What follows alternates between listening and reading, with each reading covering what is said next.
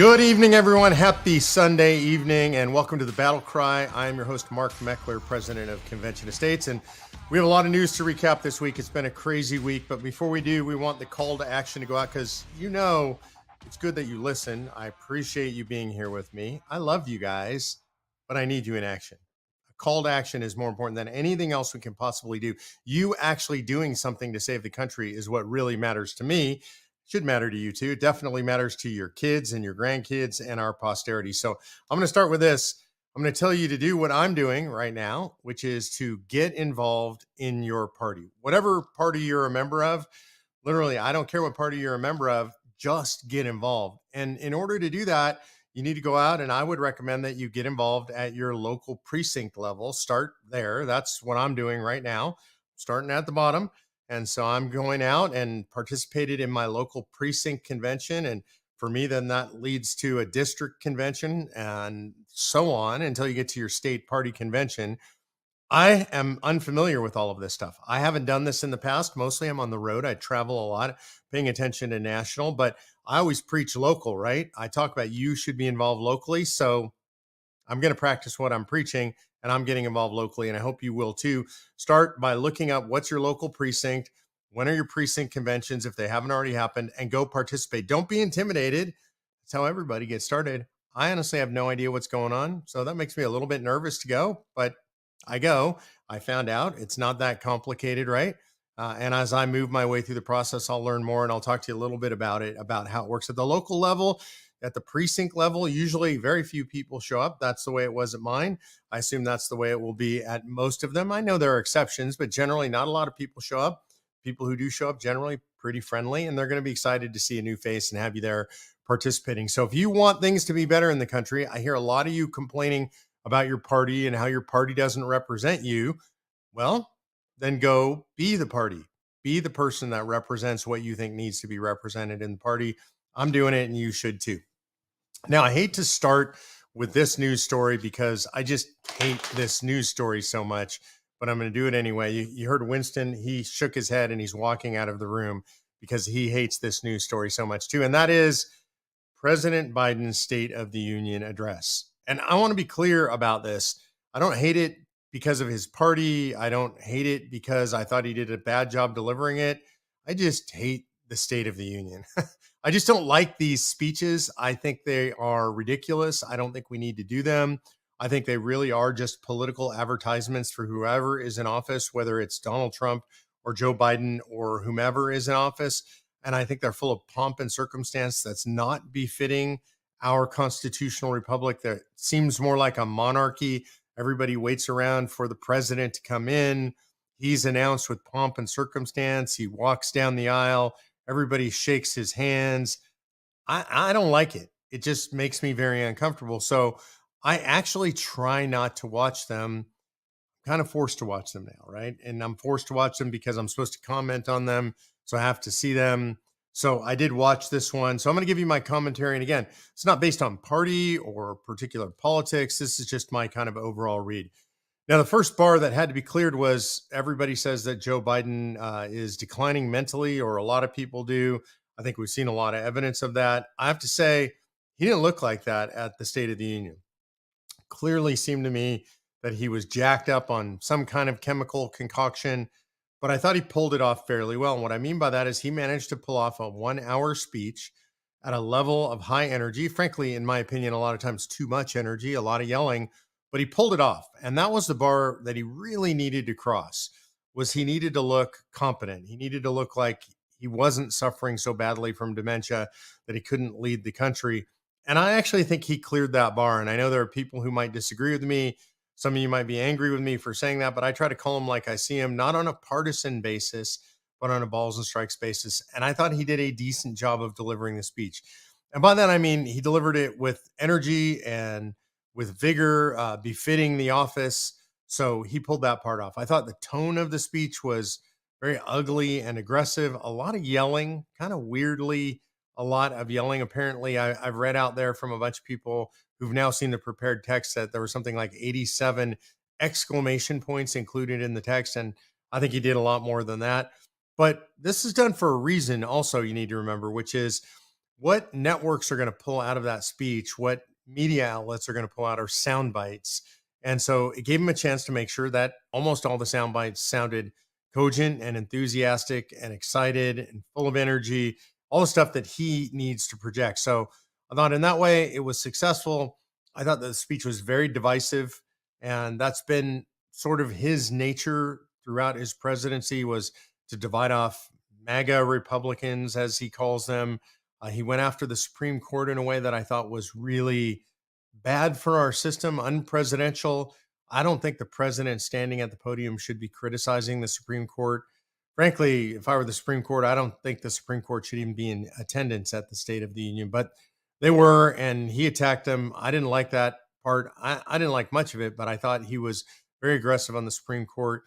I thought the place where he got into the most trouble was when Marjorie Taylor Greene started shouting out that he needed to say the name of Locke Riley or Laken Riley. I apologize. I don't know how her first name is correctly pronounced. I've heard it both ways. I don't mean any disrespect there.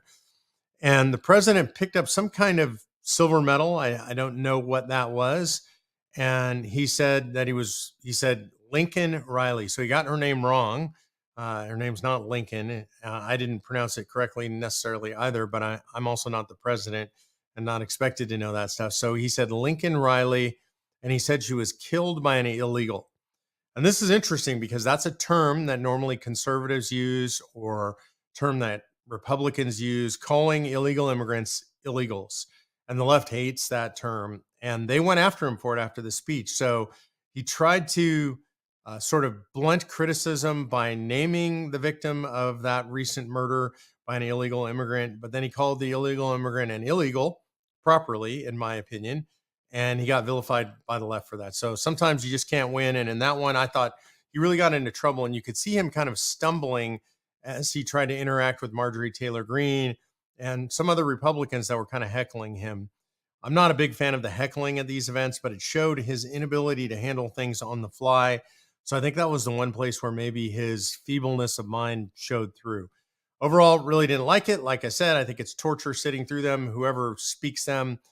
This one, I disagreed with a lot of the policy positions. So for me, it's particular torture. Whatever you think, I just find them torture. And then there was the response, and that response was by Senator Britt from Alabama. I have to admit, she's the youngest woman or youngest person I think ever elected in the United States Senate.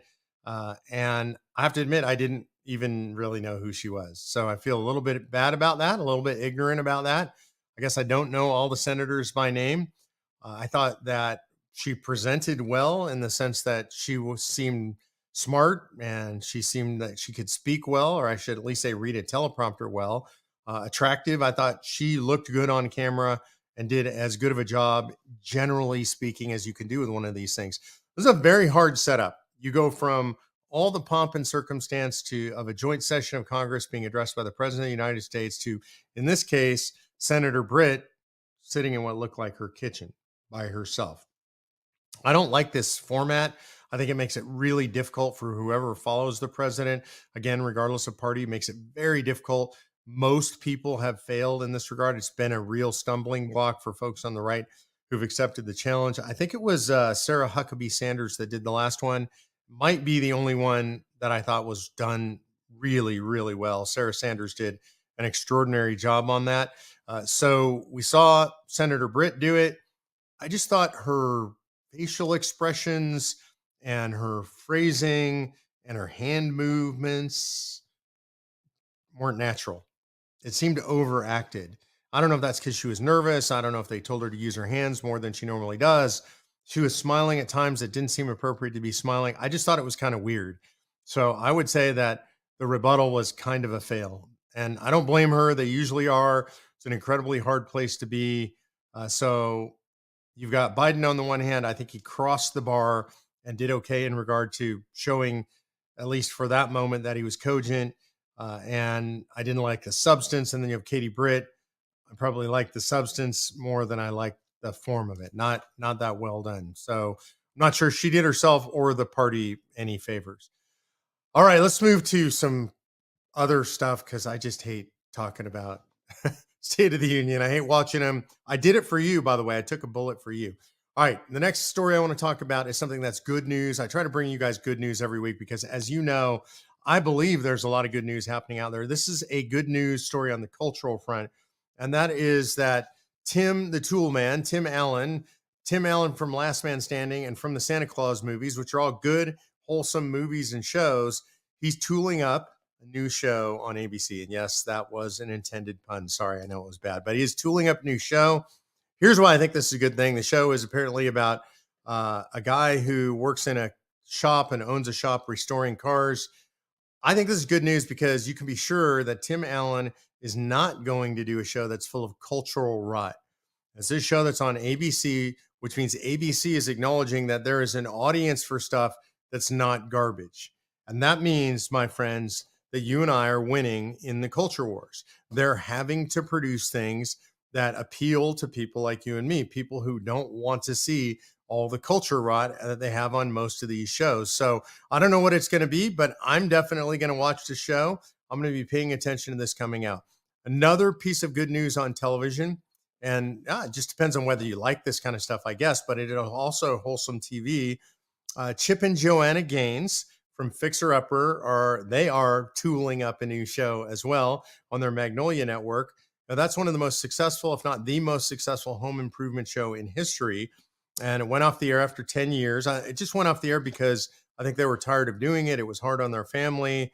They followed that with a single season show fixing on one property in Waco called The Castle. I found it really compelling and fun. I like that kind of TV. And they have a new one coming out called The Lake House, where they're going to do an entire season on rehabbing, oh, you might guess, a lake house. Why do I think this stuff is good? I think it's good because it's just wholesome, right? It shows a married, loving, well balanced Christian couple with a bunch of kids engaged in a commercial enterprise, right? A business, a successful business together as a couple. And that's good. And we should like seeing that kind of stuff in the culture. We should like supporting that kind of stuff in the culture. And one thing I really love about that is it is not putting conservatism or religiosity or politics, conservative politics, in your face in any way, because the show's not about that. It's just that those people exude all of those things. Chip and Joanna Gaines and Tim Allen, right? They exude just normalcy. I mean, I think this is a big deal. What we're shooting for is not MAGA, but what I call MANA, MANNA, Make America Nearly Normal Again, MANA. And the reason I say make America nearly normal again, because America's never been a normal country in the historical sense. We've always been an outlier, but we want to go back to America's normal. So MANA is something that we need every day from God, right? And so I say that the new slogan should be Make America Nearly Normal Again. And I think these shows are an indicator that that is starting to happen in the United States of America. And you should be glad about it. You should be happy about it. In more good news, and again, there's a lot of good news. I want you guys to pay attention to the good news as well as the bad. You get all the bad news from everybody else. Women's Pro Golf, the Next League, NXXT, that's a league with a lot of money behind it that was made to compete with the PGA and the Women's PGA. So the Women's Pro Golf Next League says it is banning biological men from competing. This is great news. They did have a biological man competing as a woman, in his little fantasy world and doing pretty well, qualifying. And what they did, which I think is a great way to go, is they polled their members, the women who are actually golfing, to find out whether they wanted this to happen in women's pro golf. And apparently their members said no. And so they're putting in a rule banning biological males from competing in the Next League Golf. Look, I don't watch golf. I admit it. I don't play golf. I never played golf because I didn't like being away from my family that much. And it's expensive. It's just not a hobby that I ever took up.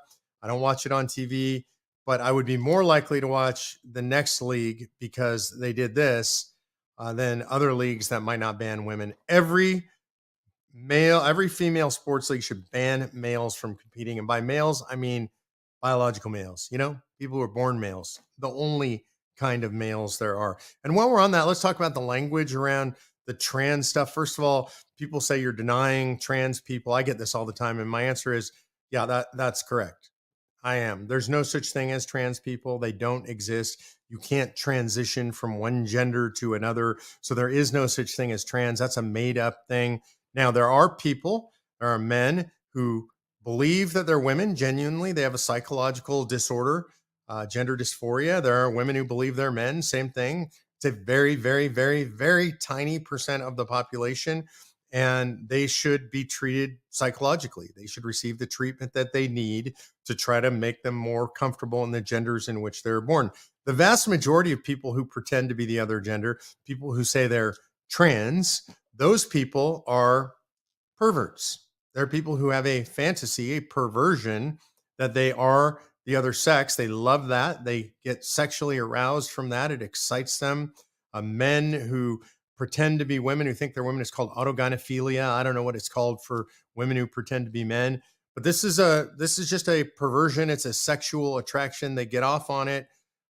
So you got men and women who pretend to be men and women. That's a form of mental illness also, in my opinion. The fact that they want to act that out in public, they expect you and I to go along with it. I'm not going along with it. You shouldn't go along with it. That's not cruel, by the way. That's called reality. And you should never let anybody talk you out of reality. That is the ultimate power. If they can get you to say things that aren't true, if they can get you to say men are women and women are men, they're getting you to say something that is a denial of reality. And then they control your mind and they control everything about you. And you should never, ever go along with that. CVS, on the other hand, wants their employees to go along. CVS, the giant pharmacy chain, the big corporate pharmacy chain, they've now gone full DEI. So I guess that means I found another place not to shop. I like this. They're actually cutting down my options. And I love the fact that they're cutting down my options, because I'll go to places that don't go full DEI until there are no more of those, right? Then I'll have to pick the least worst. But CVS is a pharmacy that I used to shop at. I quit shopping at my local CVS for the most part because they're inside Target. Where I live, there's one really close by inside Target, and I quit shopping at Target a long time ago. I'm happy and proud to say I haven't been back since they went full trans and tuck bathing suits and full pride and all that stuff. I just don't shop there anymore. So now I have a reason not to go to the CVS pharmacy at all. Participants in their DEI program were actually asked to audit their own biases and pledge to become allies in the service of diversity, equity, and the inclusion agenda. And then they had to go through this whole test. They had a gender identity or an identity wheel they had to spin, and they had to identify which gender identities they think about, which identities they think about more than ours. This is a sickness. This is a disease in our society, and it needs to be cut out of our society and thrown away. DEI needs to DIE. And so to CVS, I say, I'm out. I'm not coming back ever again. And it doesn't matter. You can get rid of this stuff. You can stop doing this stuff, but you made the decision. You lost a customer for life. I'm right in your sweet spot for your market, and I'm never coming back again. So I think I'm switching to Walgreens or whoever else is not woke. It's hard to know who's not woke these days, right? All right, what's up with COS? COS still on the move in Idaho, still on the move in Iowa. We are facing opposition there. And I have to say something about the opposition in both Iowa and Idaho and other places around the country. Look, the left is absolutely united against Convention of States. It's led by Common Cause, which is the George Soros organization.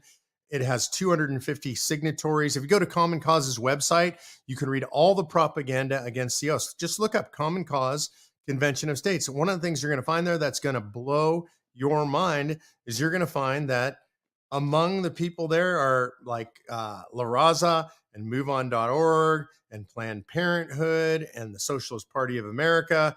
It's pretty much every single radical leftist, baby-killing, America-hating, communist-loving, socialist-loving, big government, statist group in America is aligned against COS. And then, weirdly, you got a couple of fringe groups on the right that joined them. And when I say join them, I want to be really clear because they say some stuff that's very untrue about us. I don't ever want to be dishonest about them. When I say they join the left, I don't mean they're working together directly, but they do use the exact same talking points. They do often get held up by the left as groups on the right that are against COS. And that's the John Birch Society. I call them the JBS because they say so many things that are dishonest. I have to challenge them all the time. when I'm in states, and they lie about us. They lie about me directly. So the John Birch Society, important to remember the history of the John Birch Society. The John Birch Society started as an anti-communist organization back in the late 50s, early 60s. That seems like a good thing. Ultimately, they had to be literally excommunicated from the conservative movement by the founders of the conservative movement. Russell Kirk, Barry Goldwater, William F. Buckley led the charge, Ronald Reagan, all of these people, icons of conservatism, founders of the conservative movement in the United States of America, chased the John Birch Society out of the conservative movements and back into the hills where they belong. Unfortunately, they've come out of the caves fairly recently. I think a lot of them came out during the Tea Party movement. Tea Party was looking for people who love the Constitution. I think they love the Constitution, but for whatever reason, they've decided they hate Article 5. They're very dishonest about it. They say that their organizations never supported the use of Article 5. They have very extensively. It's well documented. You could look it up on the web yourself. And so those groups, the John Birch Society and Eagle Forum, opposes Convention of States around the country. Really frustrating stuff. They are definitely in league with the radical left on this stuff. So if you meet people who say, oh, runaway convention, and you meet people who say, oh, Mark Meckler is supported by George Soros, you'll hear that, believe it or not. You may want to ask them why they're using the talking points of the radical left. And you may want to point them at Common Cause's website. Now, you're also going to see, if you go on Common Cause's website, you're going to see an article by a guy by the name of John Malcolm, who works at Heritage Foundation. And he was skeptical of Convention of States, and they have him up there as somebody in the conservative movement who was skeptical of Convention of States. And I love John Malcolm. I've known him for a long time, by the way. And now what you will find out is that he's switched his position. He's completely in support of Convention of States. Heritage Foundation, where he works, is completely in support of Convention of States. He did his homework. He spent the time. He watched what we were doing, and he switched his position. And so basically every major institution in the United States of America that's conservative, that's spoken about this issue, every individual that's a major nationally known figure, generally speaking, have spoken against the issue. I've spoken in favor of Convention of States and against this idea of a runaway convention. So which side are you on? You got to ask yourself, right? Which side are you on? Are you with this radical leftist group, the baby killers, the America haters, the Marxists? Or are you with Convention of States, who are trying to restore the Constitution by using the Constitution? I think you wouldn't be watching if you weren't for us. Also, a shout out. I got to give this shout out to Right Wing Watch. They've been attacking me and Rita Peters, Rick Green, for being apparently crazy far right wing folks. Yeah, we are right wing folks for sure. So shout out to Right Wing Watch, because I know you guys watch this all the time now. I'm really excited that you're watching, that you're spending your money watching me, watching us. Keep it up. We'll give you more to watch. All right, we're going to move along to Ask Mark Anything. You can email to battlecry@cosaction.com if you want to ask a question. First question today is from Albert Stern. Has any state ever successfully seceded from the Union? If they ever did, would they be a separate nation or distinct like DC? Albert, nope. Nobody ever has successfully seceded from the Union. If they did, if they could successfully do that, I presume they'd be a separate nation. They would not be a district like DC. DC is a distinct district within the United States of America. Alex Gallimore asks, who do you think Trump should pick as his running mate, and should he do it soon? Man, that's a hard question. I would say if I had a very first choice, my first choice would be Kim Reynolds, the governor of Iowa. I think she's just smart and solid on policy. I really like her. I think she's a true blue conservative. We pick her. I don't know. And the reason I say I don't know is because she endorsed Ron DeSantis. So that's a question. But I just think right now, for my money, she's the best in the country to be his running mate. Ann asked, what's preventing this convention from being commandeered by the feds? I'm going to flip that question a little bit, Ann. There's no methodology for the convention to be commandeered by the feds. This is a gathering of the states, and the states have sovereign authority. There's no involvement of the feds in it. There's no authority for the feds to be in it anyway. No states would want the feds involved in it because it's about the states asserting their authority. Certainly the supermajority that called the convention wouldn't want the feds involved. So That's what's to prevent it is there's no mechanism whereby they could even get involved.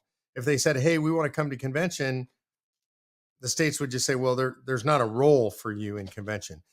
If you look at the Constitution, it says the states are calling for a convention, they convene in that convention. There's no role for the feds in that convention. The feds have their own way of proposing amendments. That's when 2/3 of both houses of Congress propose, goes out to the states for ratification, just like after a state-based convention. But it's just a weird question. What's preventing the convention from being commandeered?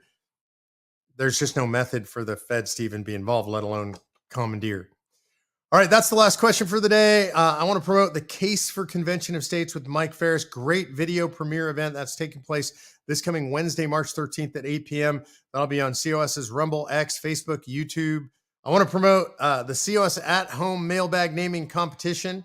You can go to www.conventionofstates.com/mailbag if you want to submit a name for that mailbag. We want something catchy and cute and quaint, something that people remember. We're accepting submissions through March 13th. That's for COS at Home's mailbag competition. Go to www.conventionofstates.com/mailbag. You have a great week. Be positive. Look at the good news. Go get involved in your local party, whatever your party is. And you can learn more at conventionofstates.com. Go to conventionofstates.com, sign the petition, get involved today. God bless y'all. We'll see you next week on the Battle Cry.